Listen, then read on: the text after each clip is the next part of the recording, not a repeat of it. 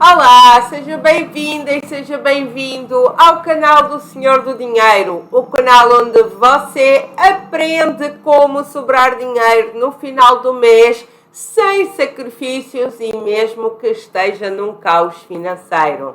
O meu nome é Anabela e hoje vamos falar de 7 pecados capitais que impedem de sobrar dinheiro no final do mês. Bom, mas antes vamos entender porque é que não sobra dinheiro no final do mês. Quando eu estava lá muito enrolada financeiramente e quando eu falo com os meus alunos, a resposta é sempre a mesma. Porque eu recebo pouco ou eu tenho muitas despesas. E para uma pessoa que estuda economia pura, isso não faz nenhum sentido. A pessoa que diz que recebe pouco ou tem poucas despesas, para um economista puro, isso não faz sentido, pois o economista diz, como a gente vê por aí muitos vídeos no YouTube, que só precisa de equilibrar. Se você recebe 100, você tem que fazer as contas para 99. Se você recebe 1000, tem que ter despesas até 999. Mas aqui neste canal nós não utilizamos só a economia clássica, nós trazemos sempre muito conteúdo de finanças comportamentais, onde nós sabemos que não é assim tão simples aquela resposta que sempre nos dão. Então, é só gastar menos do que aquilo que se recebe. Não, nós sabemos que não é assim tão simples.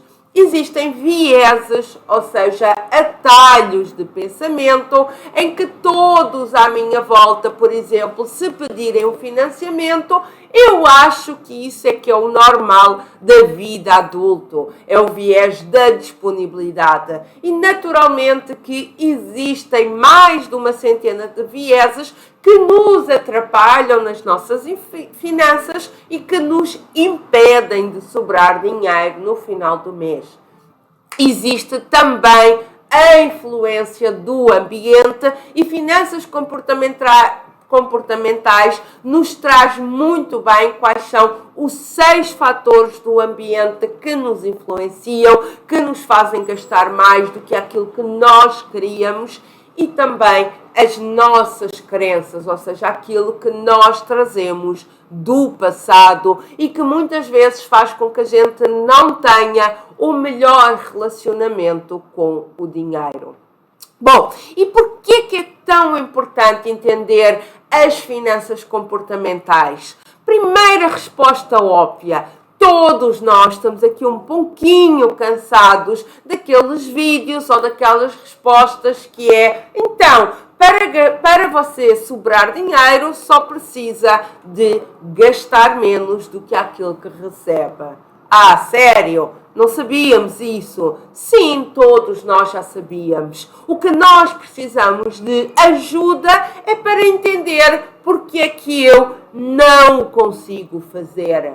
E é isso que os economistas puros, que a maioria dos vídeos que vemos por aí, não nos trazem essa resposta. Essa resposta vem das finanças comportamentais, que provou, através de vários artigos científicos, inclusive alguns que receberam prémio Nobel, que as nossas decisões financeiras são tomadas de forma emotiva. Então, quando nós entendemos que nós não somos burros, porque não conseguimos implementar aquilo do gastar menos do que se recebe, quando a gente entende que existe uma decisão emotiva, já começamos o jogo vencendo. Isso nos gera menos frustração, porque nós sabemos aquilo que impacta, aquilo que me impede de eu ter as finanças controladas e acabamos por ter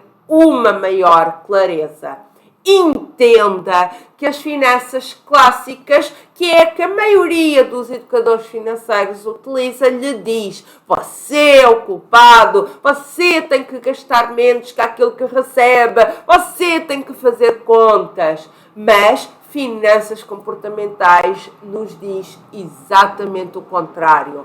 Olha, Existem motivos para o qual você não está conseguindo, mesmo querendo muito. Então vamos analisar os motivos, vamos ter clareza do que é que nos impacta, porque aquilo que me impacta a mim é diferente daquilo que impacta você, e quando você tiver clareza daquilo que faz você cair nesta jornada financeira, você começa a saber identificar.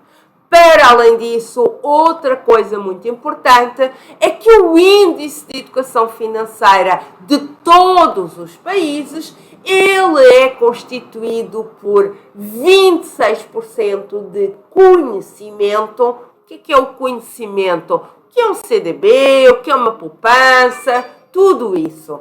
Depois, 24% de atitudes, ou seja, aquilo que eu penso em relação ao dinheiro, e 50% sobre comportamentos. Agora veja que bizarro, 26% da nossa educação financeira vem de conhecimento. E o que é que nós vemos propagado por aí? Conhecimento, conhecimento, conhecimento. Conhecimento é importante? Claro que ele é importante. Do que adianta eu conseguir vencer todos os obstáculos, eu conseguir fazer sobrar o dinheiro, se depois eu não sei onde o colocar e o deixar lá debaixo do colchão? Então, naturalmente que conhecimento é importante, mas ele só vale 26%. O resto tem a ver com atitudes e comportamentos. E felizmente que para isso temos as finanças comportamentais, e felizmente, e foi mesmo por isso que eu abri este canal e que quero trazer essa informação para você. Reparem de novo, o que eu quero vos dizer é: a culpa não é sua. Existem motivos psicológicos, emoções, existem algumas fraquezas que finanças comportamentais estudam e que ajudam a resolver. Bom, e sem mais demoras, vamos então entender quais são os 7 pecados capitais que fazem com que você não consiga sobrar dinheiro no final do mês, e depois as finanças ficam descontroladas e depois entra numa furada. Então vamos falar dos 7 pecados capitais. Bom, o primeiro tem a ver com a ganância. A ganância é muito visível naquelas pessoas que já investem, em especial aqueles que já investem, mas ainda não têm muito conhecimento. Por que é que vai acontecer? Vai acontecer que eles vão querer ganhar muito dinheiro rápido, e isso não existe, e na sequência vão entrar em grandes furadas, investimentos ruins, vão entrar numa série de situações. Mas as pessoas que não investem, muitas das vezes também têm uma pontinha de ganância misturada aqui com outros pecados, porque quando nós tentamos comprar algo que ainda não ganhamos o dinheiro, nós estamos a ser acometidos um pouquinho pela ganância, que é um sentimento humano. Não estou apontando o seu dedo para você nem para ninguém, mas é importante nós começarmos a identificar isto. Será que eu posso pagar esta viagem sem comprometer a minha renda do futuro? Será que eu posso comprar este eletrónico sem comprometer a minha renda no futuro? E são estes os pensamentos que eu gostaria que você tivesse a partir do futuro. O segundo tem a ver com a soberba. Porque eu já vi meia dúzia de vídeos aí do YouTube e eu já sei tudo. Atenção, o YouTube é um excelente canal de informação gratuita. O problema é que Graças a Deus, e é assim que deve continuar, todas as pessoas têm voz e então isso faz com que exista várias metodologias. E várias metodologias, quando a gente pega um pouquinho de um pouquinho do outro, faz com que a gente acabe por juntar aqui metodologias e entrar no caminho errado. É muito importante a existência de várias pessoas a falarem cada vez mais, mas você não pode pegar um pouquinho desta dieta, um pouquinho desta dieta e um pouquinho desta dieta e achar que é assim que vai emagrecer. Então, muito cuidado com este pecado capital que nos acomete um pouquinho a todos. O terceiro, e eventualmente todos somos assim como seres humanos, é a ostentação. O consumismo está aí para puxar por nós. Nós somos bombardeados todos os dias, a todas as horas, com mais apelos consumistas e naturalmente que como a gente vê os outros, a gente também quer ostentar. É aquela situação daquele meme que tem uma casa mais simples, que ainda nem tem o reboco, mas tem a Ferrari na porta, porque é a Ferrari que serve para ostentar. Então, não basta ser, tem que parecer, e não era assim que deveria ser. Quando eu acompanho os meus alunos, logo um dos primeiros exercícios que nós fazemos é que nós precisamos de identificar aquilo que é importante para cada pessoa. E nós vamos fazer planos e planejamentos com base naquilo que é importante para a pessoa. Eu e muitas pessoas já compramos determinados itens que nos arrependemos e que era só, porque tem que ser, porque as outras pessoas vão falar mal, porque não sei o quê. Eu já comprei vestido para uma festa e tinha outros vestidos, mas alguém me disse, não, mas vai com o vestido repetido. Ou eu também já vi pessoas comprando celulares muito melhores do que aqueles que precisam, do que aqueles que podem pagar, porque os colegas do trabalho vão ficar a conversar. Então, muito cuidado. Eu acho que de todos estes pecados, a ostentação é aquele que todos nós, eu, você, todas as pessoas comuns, temos que ter uma luta mais diária, vencer uma batalha por dia. Quarto pecado que nos impede de ter as finanças controladas e por isso sobrar dinheiro é a ira. A gente fica raivosos quando tenta fazer um planejamento, porque eu assisti a aula da Anabela, eu fiz tudo o que ela mandou e fui lá no dia seguinte, comprei uma blusinha, e a gente fica irritados e o problema é que essa ira, essa raiva se vai converter em frustração e as pessoas desistem.